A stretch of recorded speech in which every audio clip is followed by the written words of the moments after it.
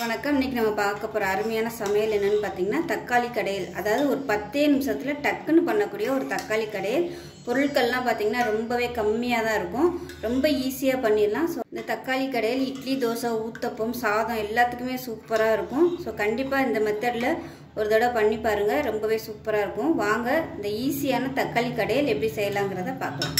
ஒரு mixie jar எடுத்துக்கலாம். இதுல பாத்தீங்கன்னா மீடியம் சைஸா ஒரு 4 தக்காளி எடுத்திருக்கேன். குட்டி சைஸா தான் இருக்கு தக்காளி. இந்த சைஸுக்கு தான் வந்து ஒரு 4 தக்காளி எடுத்திருக்கேன். இப்போ இதை சேர்த்துக்கலாம். அது கூடவே ஒரு 3 பச்சை மிளகாயும் சேர்த்துக்கலாம்.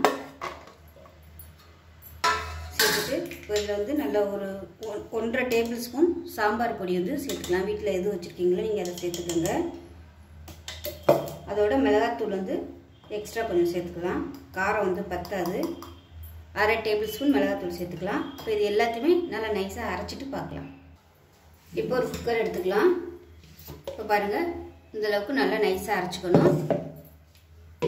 இப்போ இதில் தேங்காய் எண்ணெய் சேர்த்துக்கலாம். தேங்காய் எண்ணெய் சேர்த்திங்கன்னா நல்லாயிருக்கும். இல்லைன்னா நீங்கள் சாதாரண ரீஃபைண்ட் ஆயில் கூட சேர்த்துக்கலாம். எண்ணெய் சூடானதும் 1 டீஸ்பூன் போல் கடுகு சேர்த்துக்கலாம். அதே மாதிரி 1 டீஸ்பூன் உளுந்து சேர்த்துக்கலாம். கடுகு பொரிய ஆரம்பிக்கவும் ஒரு 15 சின்ன வெங்காயம், 10 பல் பூண்டு சேர்த்துக்கலாம்.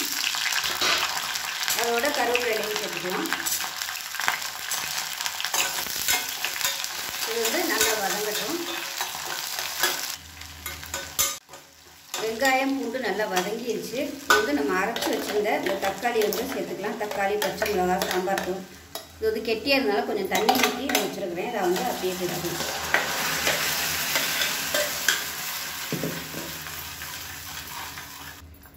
இப்போ இதில் இன்னும் கொஞ்சம் நம்ம தண்ணி சேர்த்துக்கலாம். சேர்த்துட்டு மஞ்சத்தூள் கொஞ்சம் சேர்த்துக்கலாம். கலந்து விட்டுக்கலாம். இப்போ இதில் ஒரு 1/4 டேபிள் ஸ்பூன் உப்பு சேர்த்துக்கலாம். உப்பு சேர்த்துட்டு கலந்து விட்டுட்டு குக்கரை மூடி வச்சிடலாம். திக்னஸ் பார்த்துட்டு நீங்கள் தேவைப்பட்டால் தண்ணி வந்து சேர்த்துக்கலாம். இன்னும் கொஞ்சம் தண்ணி சேர்த்துக்கலாம். ஏன்னா இப்போ நம்ம மசாலா பொடி சேர்த்துருக்கிறதுனால அது வந்து வேகையில் கொஞ்சம் கெட்டியாக வரும். அதனால் கொஞ்சம் தண்ணி விட்டுருக்கேன். இப்போ வந்து மூடி வச்சிடலாம். மூடி வச்சுட்டு நல்லா ஒரு 3 இதை மூடி வச்சுட்டு நல்லா ஒரு 4 விசில் விட்டுட்டு ஸ்டீம் போனதுக்கப்புறம் பார்க்கலாம். இப்போ நல்லா ஒரு 4-5 விசில் விட்டாச்சு. எப்படி இருக்குன்னு பார்க்கலாம். நல்லா அருமையாக வந்துருச்சு பாருங்கள். கரெக்டான திக்னஸோடு இருக்குது. இதில் வந்து மேலாப்பில் கொத்தமல்லி இலை சேர்த்துடலாம். இது வந்து நீங்கள் சாதத்தில் கூட நீங்கள் ஊற்றி சாப்பிட்லாம். சூப்பராக இருக்கும். இப்போ அருமையான ரொம்ப சிம்பிளாக பண்ணக்கூடிய ஒரு தக்காளி கறி ரெடி ஆகிடுச்சு. இட்லி, தோசை, ஊத்தப்பத்துக்கெலாம் அருமையாக இருக்கும். ஸோ கண்டிப்பாக அது மாதிரி செஞ்சு பாருங்கள். ஒரு 10 நிமிஷம் கூட ஆகாது.